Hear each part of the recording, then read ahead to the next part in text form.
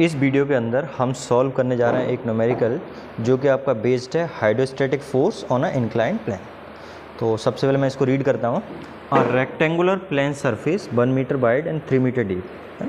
तो ये आपका 1 मीटर वाइड है इस तरह से और ये 3 मीटर डीप है।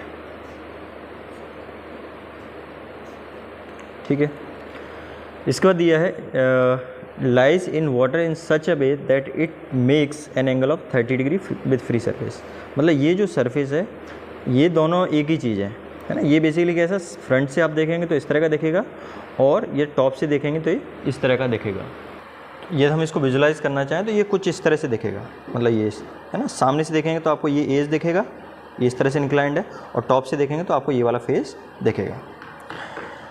अब इसमें हम इसको यदि एक्सटेंड करें तो ये बताया गया है इसमें कितना एंगल बना रहा है, 30 डिग्री एंगल इंक्लाइंड।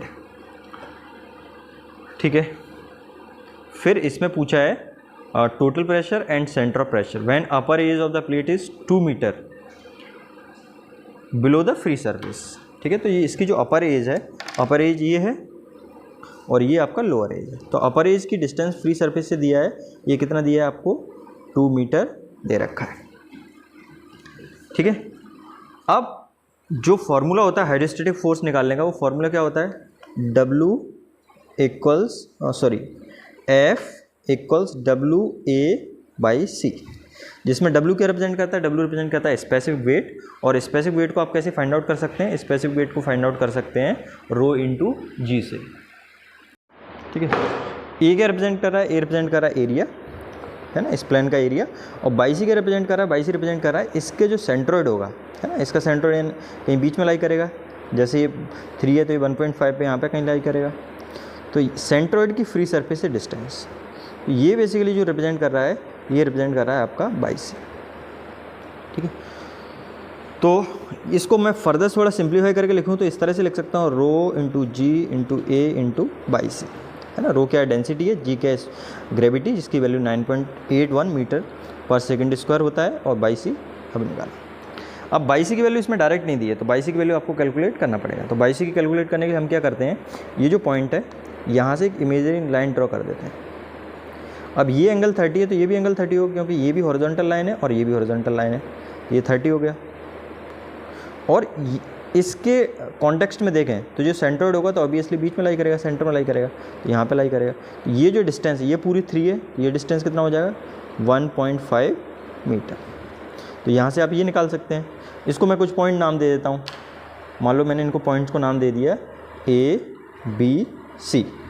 तो ट्रायंगल ABC में यदि हम sin 30 की बात करें, sin 30, तो sin 30 क्या होगा, परपेंडिकुलर अपॉन हाइपोटेन्यूस। ये 90 डिग्री एंगल है, ये क्या हो जाएगा, ये आपका परपेंडिकुलर हो गया और ये हो गया हाइपोटेन्यूस। इसकी वैल्यू हो जाएगी 1.5, या AC अपॉन AB कर सकते हैं, 1.5 अपॉन AB। तो यहाँ पे AB, जस्ट ए मिनट, ये बेसिकली क्या है, ये हाइपोटेन्यूस है तो ये नीचे आएगा और ये परपेंडिकुलर है तो ऊपर जाएगा। तो ये आएगा AB अपॉन 1.5।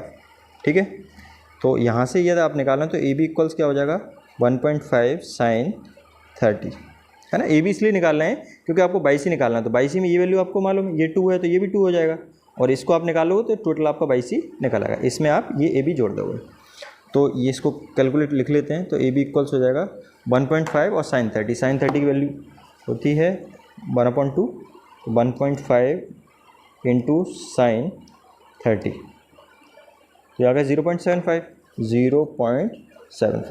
तो यहाँ से आप बाई सी निकालोगे तो बाई सी इक्वल्स कितना आ जाएगा, 2 ये वाला पॉइंट प्लस ये वाला, ये तो 2 है क्योंकि ये 2 है तो ये भी 2, और ये वैल्यू कितनी आ गई आपकी 0.75। तो ये वैल्यू आ गया आपका 2.75 मीटर। अब डायरेक्टली आप इस फॉर्मूले में वैल्यू पुट अप करके हाइड्रोस्टैटिक फोर्स निकाल सकते हो। तो W इक्वल्स हो जाएगा, वाटर की डेंसिटी कितनी 1000, जी की वैल्यू 9.81, एरिया कितना हो जाएगा 3 × 1, मतलब 3 लिख सकते हैं डायरेक्ट क्योंकि रेक्टेंगुलर है। अब बाई सी कितना है 2.75। ठीक है, तो यहाँ से हम इसको कैलकुलेट करते हैं तो 1000 multiplied by 9.81 multiplied by 3 multiplied by 2.75, ये वैल्यू आपकी आ गई। तो ये वैल्यू आ रही है आपकी F इक्वल्स 80932.5 न्यूटन। ठीक है, तो हाइड्रोस्टैटिक फोर्स आपका निकल आया।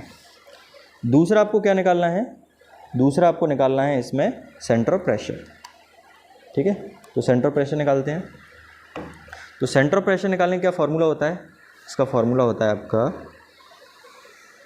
By P equal by C plus I C into sine, जो भी आपका एंगल है sine theta upon A by सी।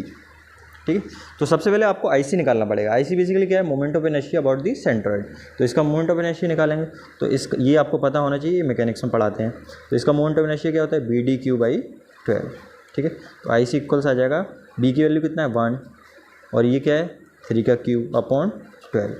इसको सॉल्व करते हैं तो ये आ जाएगा 1 का तो 1 हो गया, अब 3 टू दी पावर 3, इसको डिवाइड कर देते हैं 12 से, ये वैल्यू आ गई 2.25। तो आई सी इक्वल्स आ गया 2.25 और मीटर टू दी पावर 4। ठीक है, ये आई सी आ गया। बाकी सारी चीज़ें हैं आपके पास, तो वैल्यू पुटअप कर देता हूँ। तो बाई पी इक्वल्स क्या हो जाएगा? बाई सी की वैल्यू है आपके पास, बाई सी की वैल्यू आपने अभी निकाला था 2.75 प्लस आई सी कितना है 2.25 साइन थीटा मतलब साइन 30 अपॉन एरिया कितना है 3 into 1 मतलब 3 और बाई सी की वैल्यू 2.75। तो हम इसको सॉल्व करते हैं। जब इसको सॉल्व करेंगे तो सबसे पहले हम इसको सॉल्व करते हैं ये वाले को, तो हाँ आंसर है 2.25, इसमें मल्टीप्लाई कर देते हैं साइन 30 का, ये आ गया।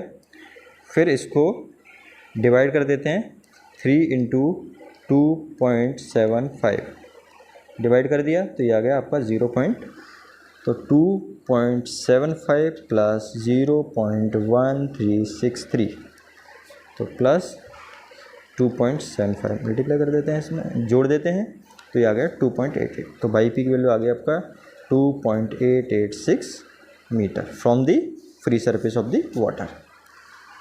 सो थैंक यू।